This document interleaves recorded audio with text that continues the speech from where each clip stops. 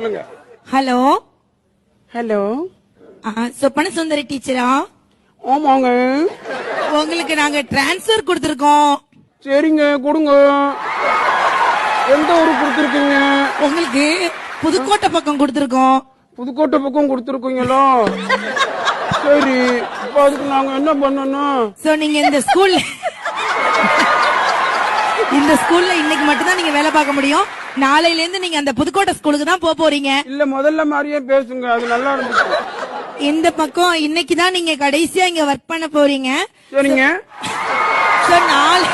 நாளையில இருந்து நீங்க புதுக்கோட்டை அரிட்டாப்பட்டி அப்படிங்கிற ஒரு ஊருக்கு நீங்க ஜாப்ல ஜாயின் பண்ண போறீங்க.